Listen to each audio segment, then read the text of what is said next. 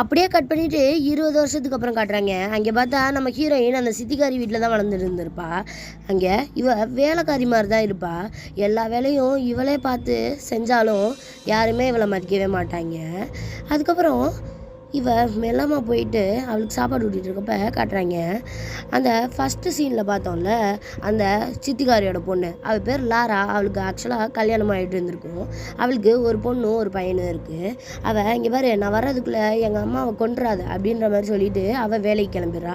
அதுக்கப்புறம் அந்த சித்திக்காரிக்கு சாப்பாடு ஊட்டலான்னு போகிறப்ப, இங்கே பாரு ரொம்ப சூடாக இருக்குது, நீ என்னை இன்றைக்கே கொண்டுடலான்னு பார்க்குறியா அப்படின்ற மாதிரி ஹீரோயினை ரொம்ப திட்டுறா அவள். அதுக்கப்புறம் நல்லா ஊதி ஆற வச்சு எடுத்துகிட்டு வந்து ஊட்டினா, உப்பே இல்லை, உன் மூஞ்சி மாதிரி இருக்குது அப்படின்ற மாதிரி பயங்கரமாக திட்டிகிட்டு இருக்கா. அப்படியே கஷ்டப்பட்டு எப்படியோ ஊட்டி விட்டுடுறா. அதுக்கப்புறம் பார்த்தா அந்த லாராவோட பொண்ணு மசூதிக்கு கிளம்பிட்டு இருப்பா.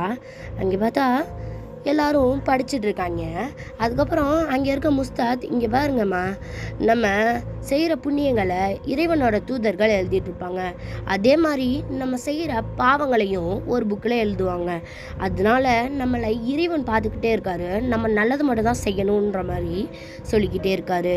அதுக்கப்புறம் லெசன்ஸும் முடிஞ்சு அங்கேருந்து கிளம்பி எல்லோரும் வீட்டுக்கும் வந்துட்டுருக்காங்க. அப்போ பார்த்தா அந்த ஹீரோயினோட வீட்டு காட்டியிருப்பாங்க. ஃபஸ்ட்டு சீனில் பார்த்தோம்ல, அந்த வீடு தான். அங்கே பார்த்தா பசங்களாம் பார்த்துட்டு டேய் எப்பயே இருக்குடா அப்படின்ற மாதிரி பயந்துட்டு அப்படியே மெல்லமாக வீட்டுக்கும் ஓடிடுறாங்க.